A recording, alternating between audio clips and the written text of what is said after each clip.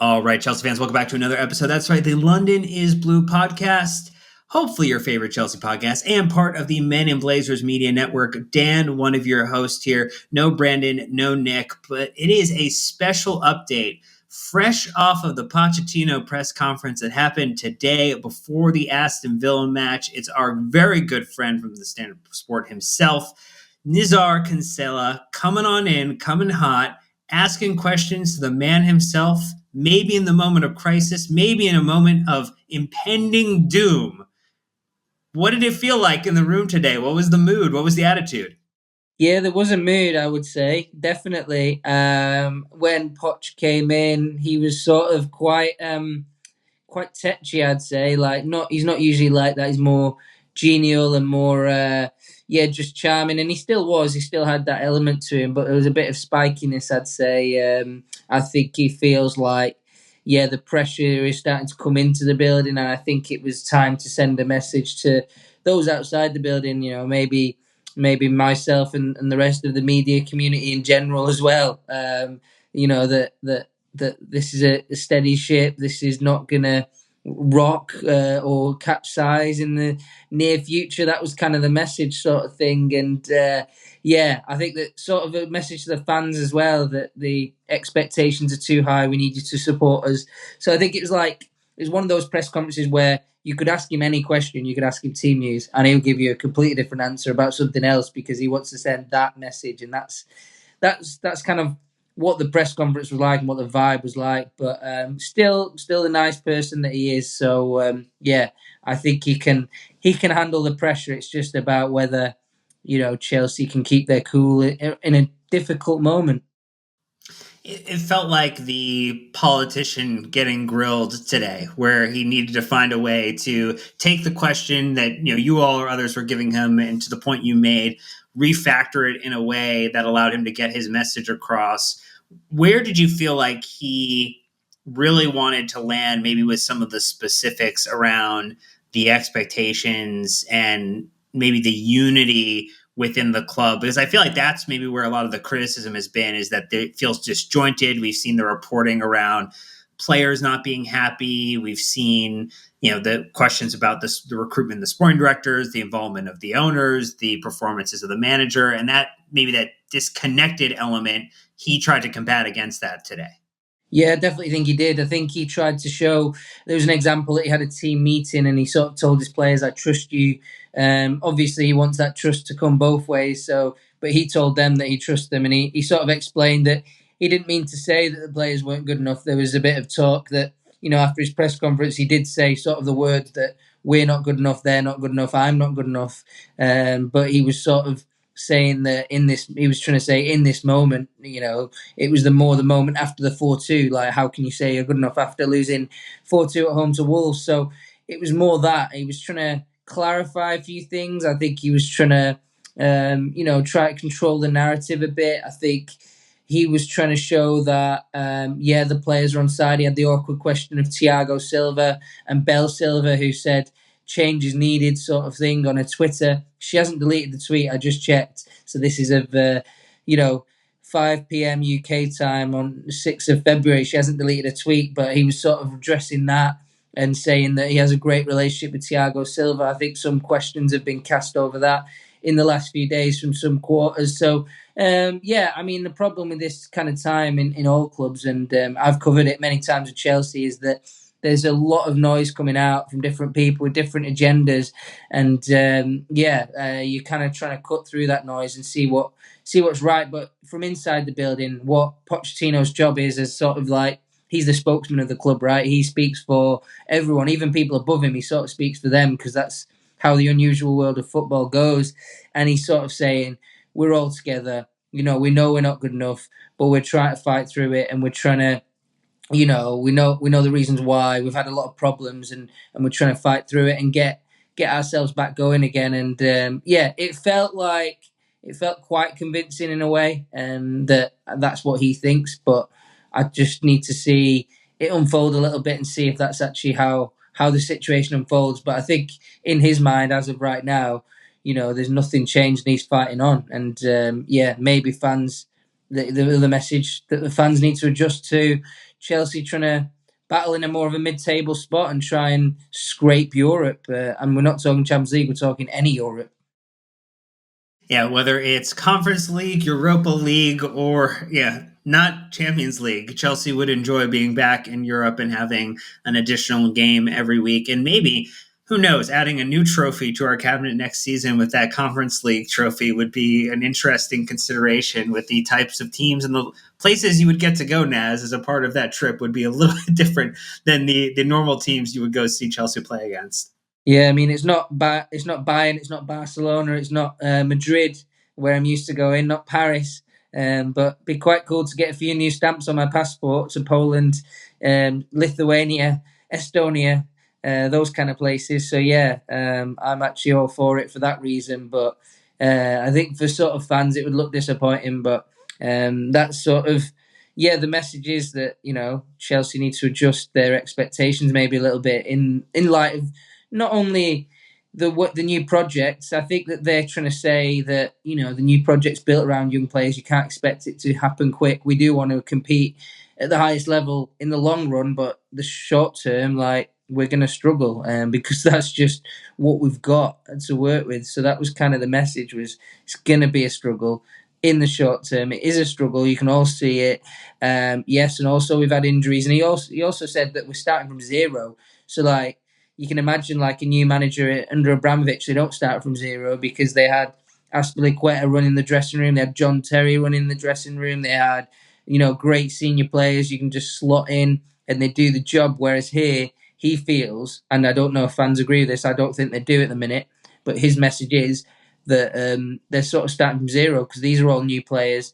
Many of them don't know the level, they don't know even Premier League level, never mind the highest level of the Premier League. So they're having to start from nothing and try and build a team out. And then the injuries have sort of slowed down the progress. So that's the explanation, the sort of excuse, if you will. But, he says it might, I'm not making excuses, but this is the reality. That's what he always says. So, yeah, that's Poch bingo for you. He'll always say that. And he, he's probably right in a way. So that's kind of, what he was trying to get across, I feel. Sometimes I think with Poch you need a translator, and I'm trying to be a little bit that translator to try and give the message across, and I'll let the fans decide if they agree or not.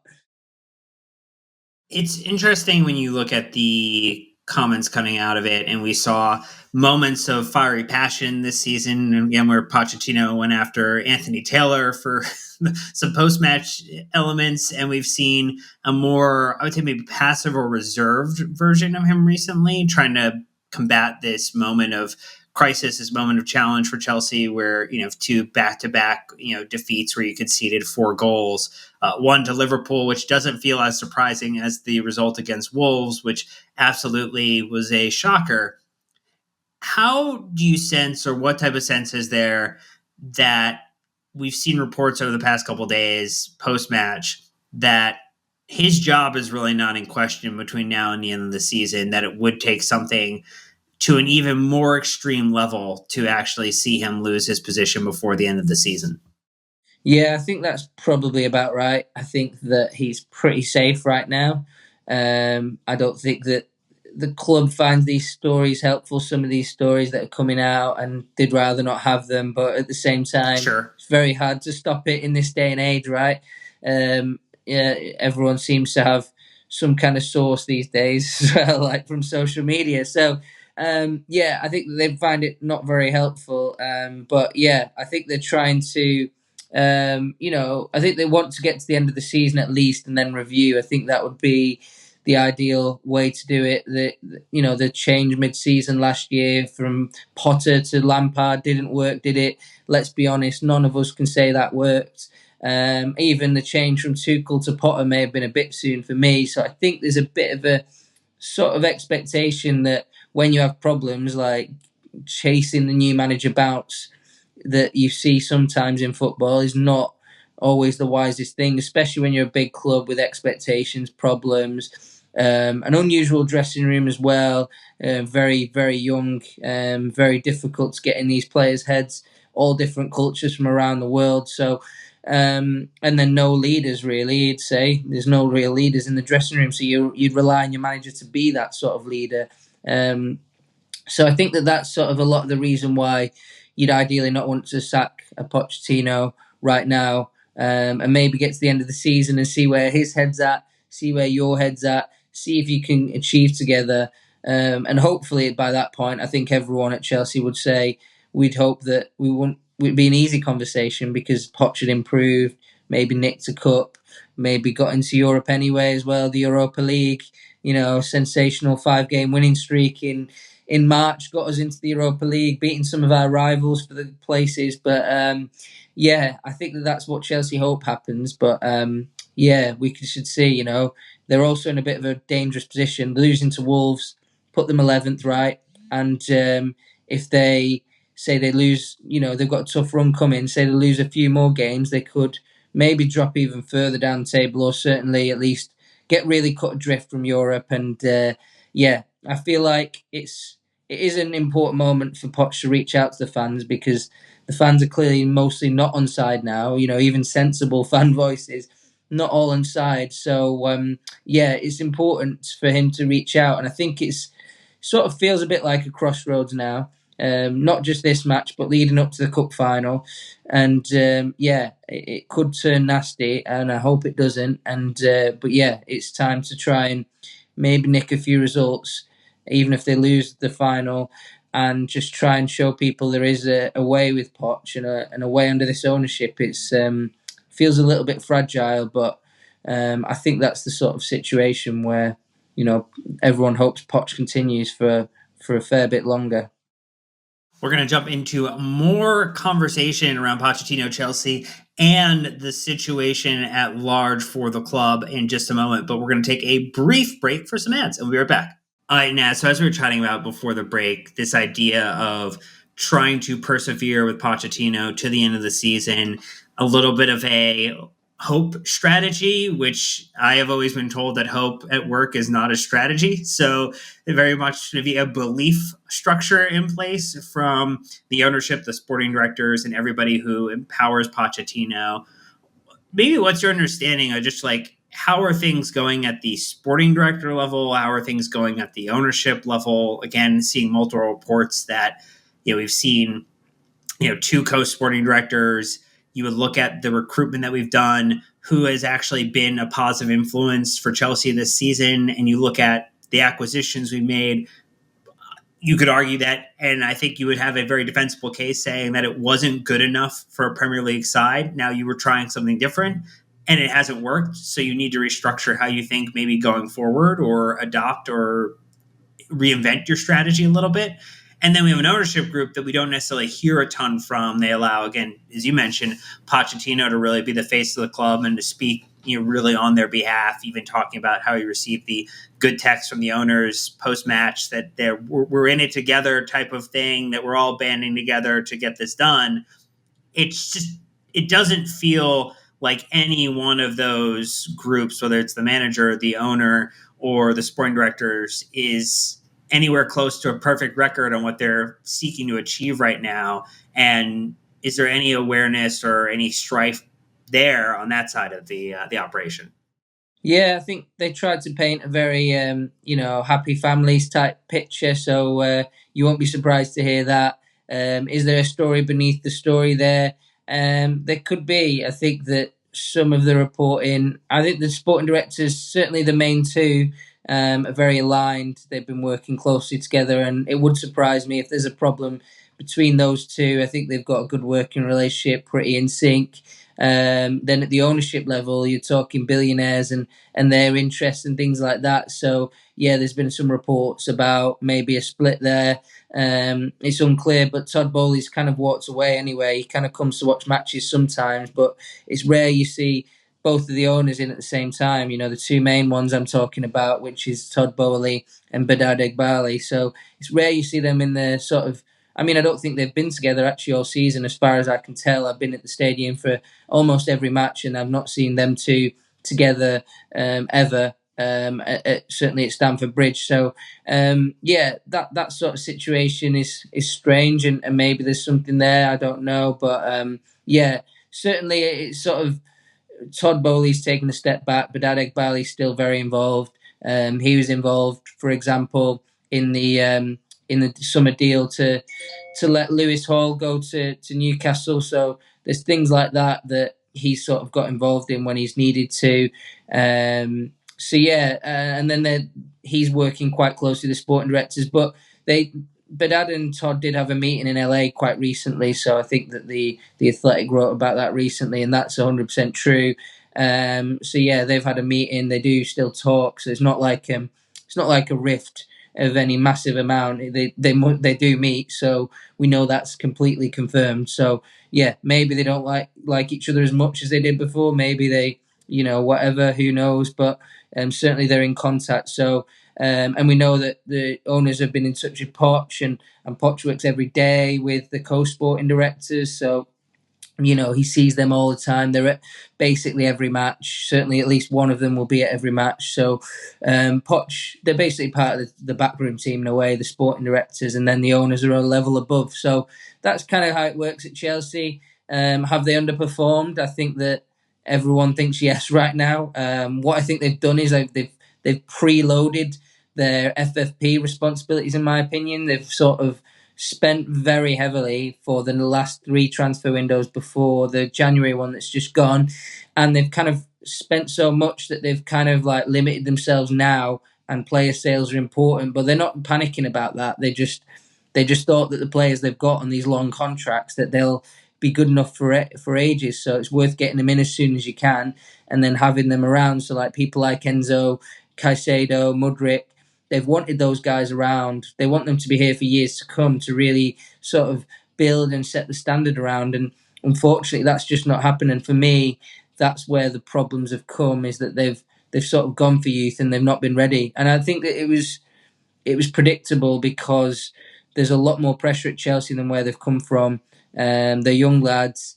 They've achieved a lot. They're great players, but there's a lot more pressure at Chelsea, a lot more expectation, and that pressure affects you, and you see it in the Wolves' performance. And for me, the Wolves' performance is a great example of what's going wrong. It's just anxiety in the players, and mentally more than anything else. I think that now that's the feeling, that mentally they're not handling it and they're not ready for the mental side of it. Even though I think that there's still a real belief that most of the players they've bought are good enough.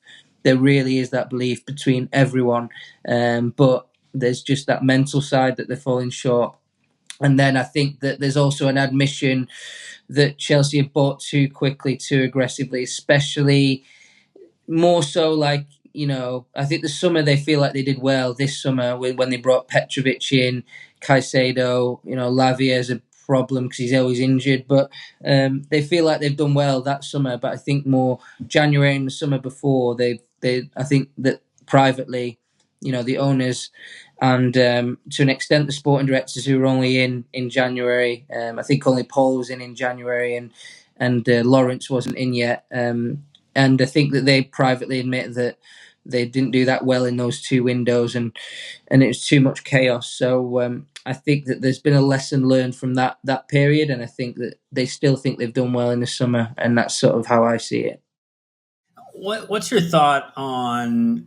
And we know that Chelsea are heading to the end of the season. There's concern around the financial element of it, the sustainability, profit sustainability that they have to meet. Currently, I know that there's also conversations around potentially adopting a new model because the clubs may not be happy with the way that it's currently operated. Are the owners slash the sporting directors feeling comfortable with the position that Chelsea are at right now, given the fact that in this past window, we saw player sales were really a challenge for not just Chelsea, but actually a lot of teams, particularly looking to sell from, a market in England where, you usually have very talented players, and teams have tried to offload into other, whether it's La Liga or to Serie A or to another country. But because of maybe the world climate as it relates to just the availability of cash, the availability of credit, the challenging interest rates that exist, where it's a little bit more difficult to maneuver some of these big dollar moves, And if you don't have like a team, we've seen the reports for Conor Gallagher previously. The Armando Broya deal ended up going from we want to sell him for tens of millions of pounds to we're going to take a loan fee. It feels like Chelsea might be a little bit at odds with what their strategy is and what the reality of the market is maybe evolving to, or do they think that once summer hits, there might be a little bit more latitude to navigate? Yeah, I think there will be. They're still quite ambitious in the summer window, so some fans will be happy with that. Some fans will be terrified that they're going to go big in another market. But yeah, I think they feel like they've got it'll lighten up in the summer. But there's this sort of the way financial fair play works now, or it's called profit and sustainability now in the Premier League. They kind of need to use it's always June to June, so like there's a sort of like soft transfer deadline of June the 30th.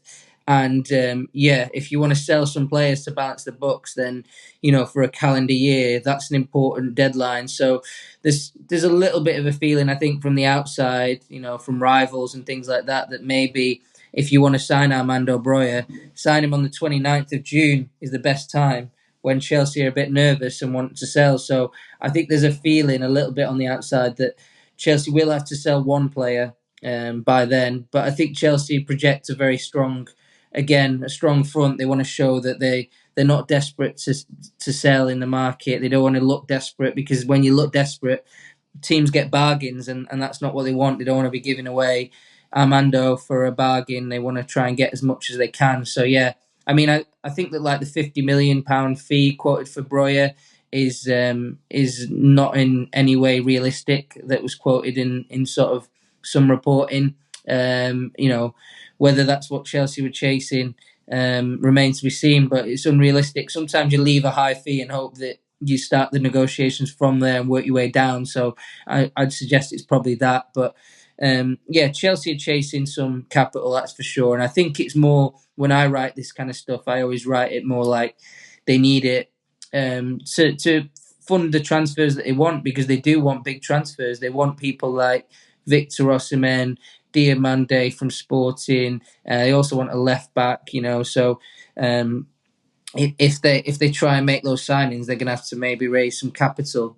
Also, that's dependent on Poch as well, because a new manager might change the strategy. A new manager might love one player and say, I want Ian Matson around, and that kind of thing could yet happen. So, yeah, that's kind of that situation. I think it's a minor. I do think it's a minor concern for Chelsea, but not a major one. They feel like if there is a problem, they'll find a way around it. The sort of financials, and then the sort of Abramovich related sanctions, they're separate completely. They can't be related to this. The Premier League are investigating some transfers from before the new owners took over, and that's completely separate to this conversation. I know that, speaking of trying to drum up funds or to increase the viability of the operation, as it were, which is a icky way, I think, for fans to hear someone talk about their club. But when you're talking about hedge fund VC owners who own your club, then that's the way they view it just a little bit differently. We've also seen reports that Chelsea are bringing in Todd Klein from Tottenham to come in and oversee some of the commercial operations, or a senior business role as defined. But we know that he maybe had some hits, maybe had some misses as it relates to kind of the commercial deals that he was able to navigate. Obviously, Tottenham have a little bit of a better asset in terms of a stadium, in terms of what it can do for multi-purpose sport, which maybe makes some type of deals like the ones he coordinated with the NFL a whole lot easier than getting an American football game in Stamford Bridge just isn't going to happen. And so what are your thoughts, particularly as Chelsea look to acquire new sponsors, the rumors of Nike wanting to get a Jordan brand team in London, but Europe being an important part of that?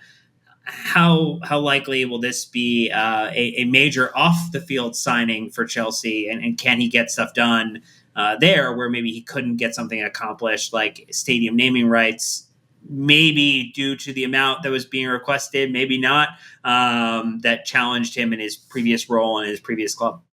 Yeah, I think like with Todd Klein, I think yeah, he's just somebody that the owners know really well.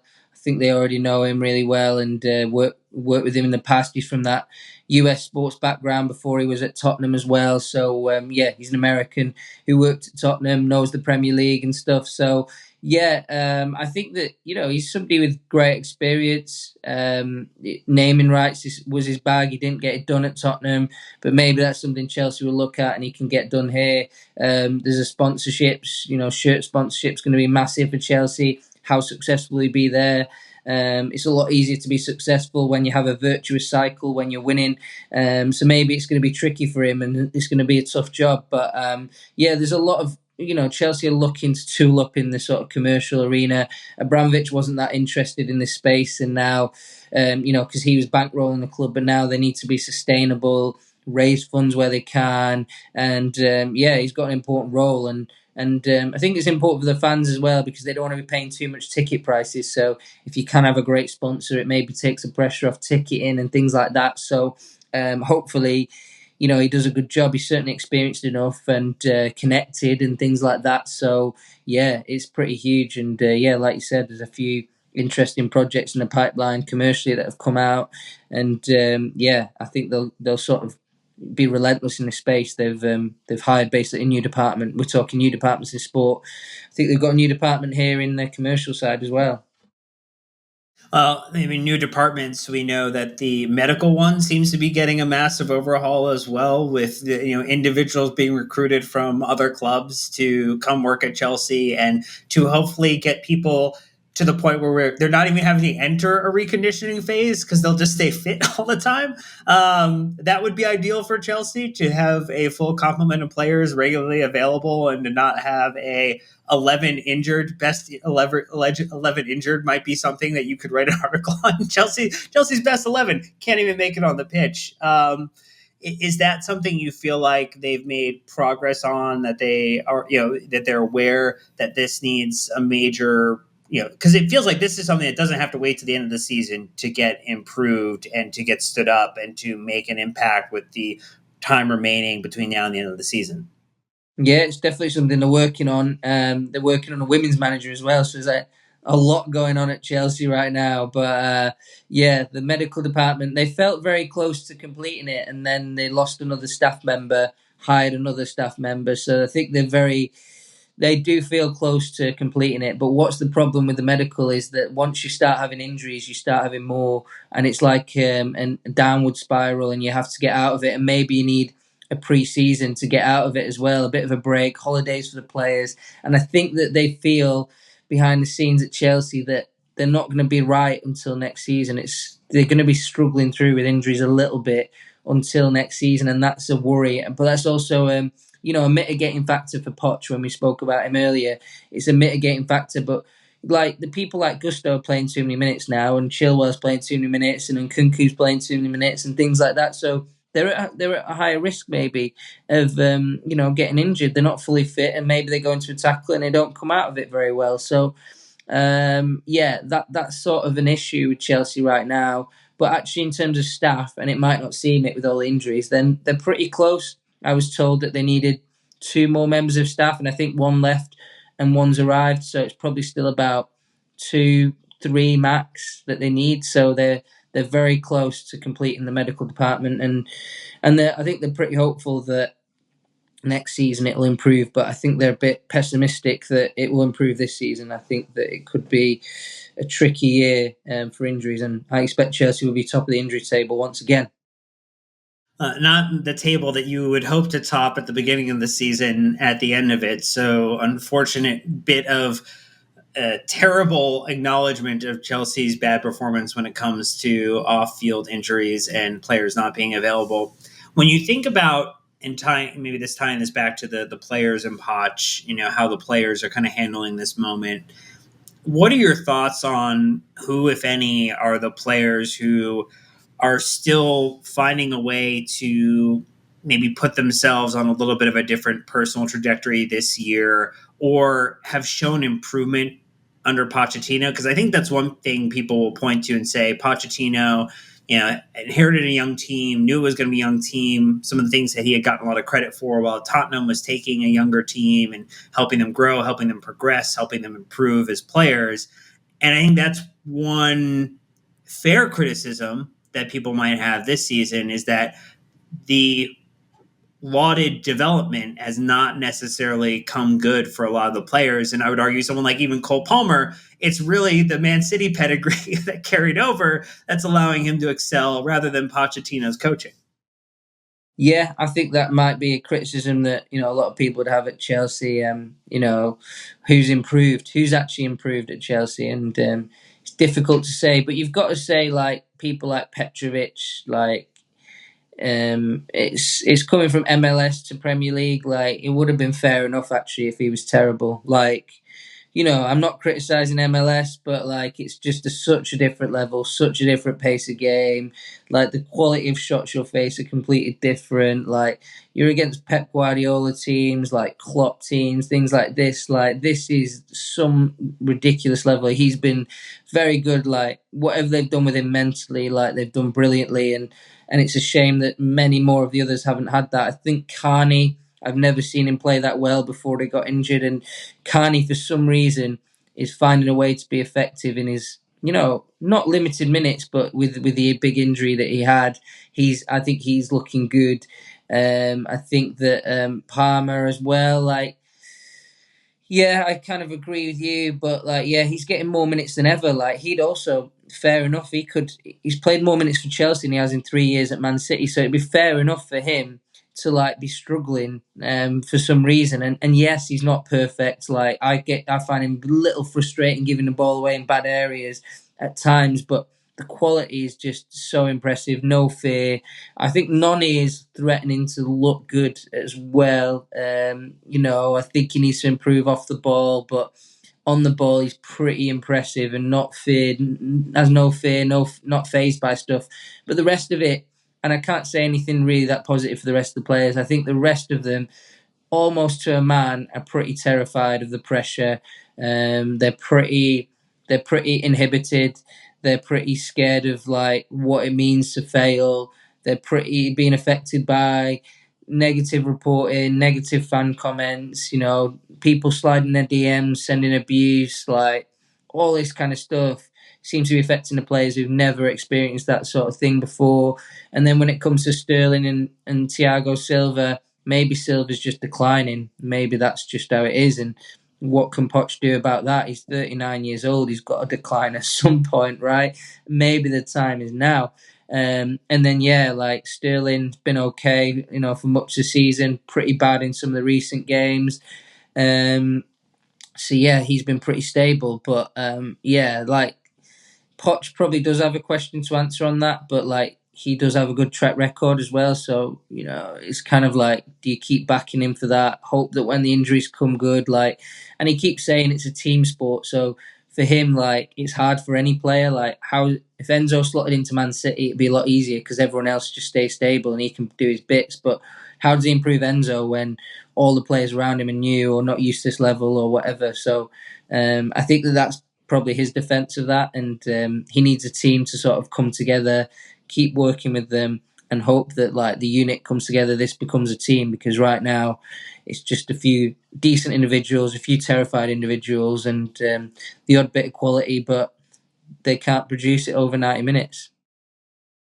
I think this maybe leads into the conversation around Pochettino considering that change information that you reported on earlier this week, that post loss to Wolves, looking at the players who are available, looking at what would best set Chelsea up for success and what has produced some of the best football that Chelsea have seen or supporters have seen over the past 5 to 6 seasons has really been a back three, wing backs getting to maraud up and down the pitch with the return of Chilwell, with Gusto potentially being available to play further forward. It feels like that is a really smart decision that alleviates some of the risk, potentially takes players who have been high contributors in terms of minutes like Conor Gallagher and sacrifices them to say, hey, we can get Cole Palmer and Nkunku and Nico Jackson, three of the individual or two of those three, leading scorers for Chelsea this season in the Premier League. One who, if you took his minutes out, would absolutely be a top scorer for Chelsea as well, if you could average it out. And maybe you get something that allows us to convert on the chances that Chelsea continue to create, but just can't put into the net, while also shoring up some of that defense that really has gone wanting in the past few games. Yeah, I think that's the biggest problem is the defence. Like, whenever you've seen a team go through a formation change, it's usually the defence hasn't been good enough. After Frank Lampard, Tuchel made it more solid by switching to a 3-4-3. They win the Champions League. I think Conte as well, they get battered by Arsenal 3-0 at the Emirates and switch to 3-4-3. And then it sort of answers a few questions. I think that the 3-4-3 is just generally a more solid shape. You can have more men back when you're up against it. It turns into a back five when you're really up against it, and then you expect the wing backs to cover the ground and sort of make up the attack as well, and then you protect your midfielders as well. And I think it's a logical solution. It's definitely something they're looking at. It suits certain players. Like every single centre back, I think, has played in this formation. Monaco used it for a while. So the two, Disasi and Badiashile have done it. Levi Colwell's done it almost his entire career. It's his best position at left centre back. Thiago Silva these days needs to play central centre back in the system to really be at his best. So, and then Trevor Chalobah is very close to being back, and he's quite good in this system as a right-sided centre back. So, there's depth there, there's quality. There's a bit of lack of wing backs, so that's probably the weakness. But they've got, Cucurella doesn't look that far off being fit, maybe in a couple of weeks. So yeah, that's the weakness of changing. But I think that Poch has used this system before at Spurs and it worked well. He had a slow Eric Dyer and it turned Eric Dyer into a top player. Pushed Dele Alli up in attack with Eriksen, similar to the type of players Chelsea have in attack. But then, yeah, I think that also when you compare it to previous Chelsea teams, one of the biggest problems for Chelsea right now, a bit of an elephant in the room, is Caicedo and also Enzo aren't performing well enough, and they're two players everyone at Chelsea expects to build around, but they're not playing well enough. Absolutely not. Especially against Wolves, it was a disaster. So having them in a system where there's an extra defender behind them, Enzo is slow, doesn't cover ground well if a fast attacker runs behind him. So having that extra body is massive for him. Someone like him, he was tracking down the wing against Wolves against Pedro Neto. He's obviously going to struggle. He's trying to cover the spaces that Chilwell left, but Chilwell wanted to attack. Enzo's trying to cover him, but Enzo's not quick enough to cover him. Then Thiago's 1v1 against Pedro Neto. And what's going to happen? Same thing every time. So, that's kind of the idea, I think, here.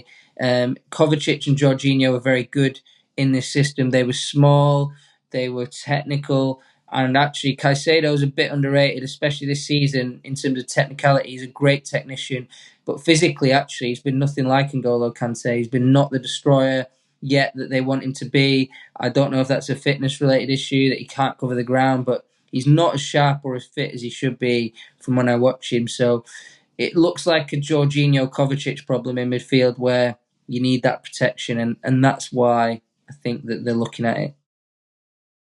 Yeah, I think it will be interesting to see, and recording this after the press conference, but ahead of the Aston Villa match, if that ends up being the solution and the formation that Pochettino goes with. They're absolutely a massive game to stay in another cup competition, because obviously on the other side, you would really fancy your chance against Plymouth Argyle or Leeds to advance to the next round if you can beat this Villa side and get a result.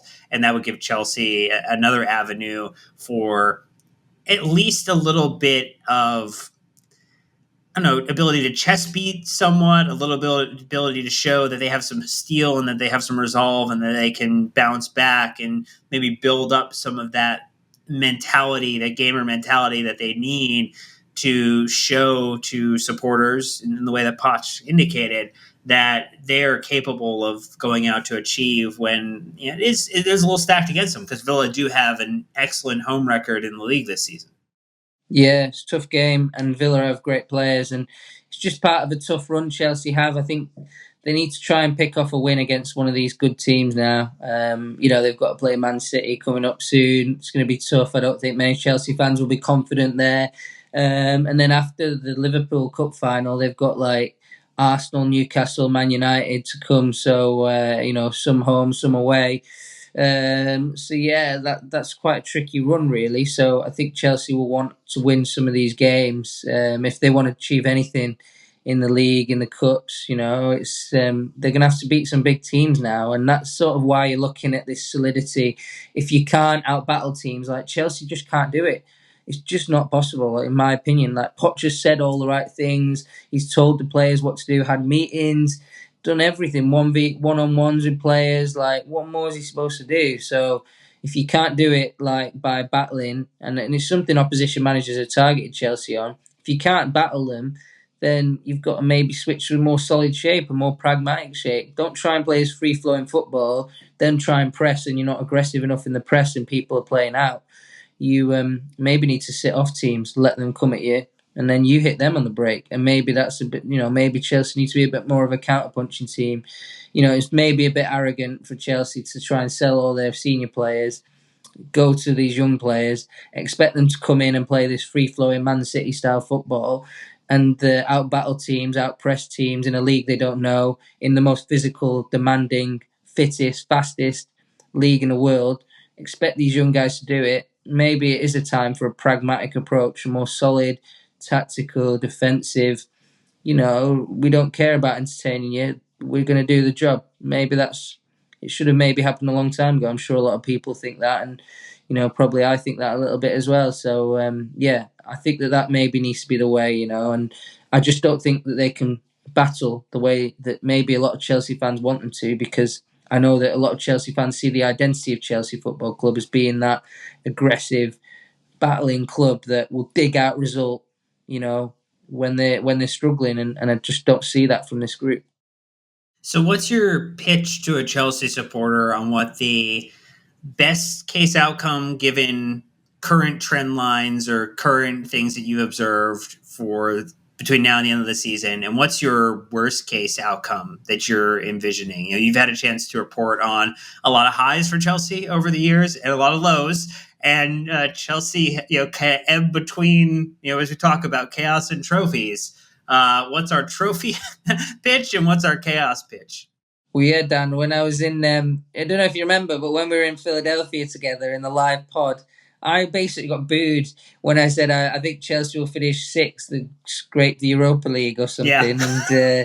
And now, like, everyone would be like, well done, yeah, come on, that's brilliant. And now, sometimes my predictions are not too bad, actually. So I'm having that one. Yeah, that's probably looking like the best case scenario now, is scraping, in terms of the league, that's scraping that sixth place. It's still there. It is there just about. I think the hard part is Chelsea just haven't shown that consistency yet. So we just don't expect. I know they won 3 league games in a row before losing 2 in a row, but I don't expect them to win 6 in a row. Like, I just can't, in my head, I can't envisage it being even possible anymore. But I think that Europa League I'd put up there as the best case, with a cup, with one of the 2 cups. I can't say both cups. That's a bit pie in the sky for me. Even for me, I know some Chelsea fans might go for that. And that would be brilliant. If that happened this season, like, everyone would be delighted from where we are. I'm sure absolutely everyone would be delighted. And then the worst case scenario, of course, is, like, we're not going to use the relegation word, of course, that would be silly, but sort of mid-table mediocrity. I think the lowest Chelsea can finish probably is about, in reality, 11th, because as much as Chelsea is struggling to catch the teams above them, I don't see the teams below Chelsea catching them either. Wolves maybe is the only example that could potentially do it, but even them, I'd say probably 10th Chelsea would be the lowest they'd finish. I know they just finished 12th last year, so is that progress for me? No, it isn't still. I would say not. Absolutely not. I'd say that's a disaster. Terrible season. Losing the cup final. Out to Villa. Of course, that's all entirely possible. 10th, losing to Villa. Losing to Liverpool. Like, it is scarily possible that. And it's not. That's sort of my worst case scenario. But it's also not that unlikely, is it? Like, if we're honest, it's not that unlikely. Yeah. So that would be unfortunate. And if that happened, I think that you would get absolute fury from the fans. Like, there'd be a hell of a lot of criticism from the media to reflect that. And then it'd be interesting to see what the club do in the summer with Poch. That would be interesting. I could still see them sticking with him even then, but it would take a lot of explaining, a lot of talk. It would be very interesting, and it'd be interesting from Poch's perspective as well if he stayed and thought, oh, I can still do this job after such a bad season, really. Well, we aren't too far off of finding out if the best case or worst case scenario comes to fruition, because at the time of listening and dropping this episode, you may have seen Chelsea get a result against Aston Villa or not. You might have listened to it right before kickoff, and hopefully this is not painting a total doom and gloom scenario. But Naz, we appreciate you, as always, giving us the updates from the press conference to your home to the pod. You got the business done for us today, and we super appreciate it. And hopefully Chelsea will give you a couple of good stories, positive stories to write about between now and the end of the season versus all of the doom and gloom. Yeah, I'd love that. I'd love that. I want to write some positive stuff. So come on, Chelsea, let's get a few wins, please. All right, well, that's going to do it for this episode. Thank you so much for listening, supporting the podcast. Again, 5-star reviews on Apple Podcasts and Spotify. Always appreciated. Sign up for the free newsletter from Sam, which comes out every week on Wednesday. You can get involved in the Discord community for a free or paid version to support the podcast. And again, you are listening to the London Blue Podcast on the Men in Blazers Media Network. But until next time, Chelsea fans, you know what to do. Keep the blue flag flying high.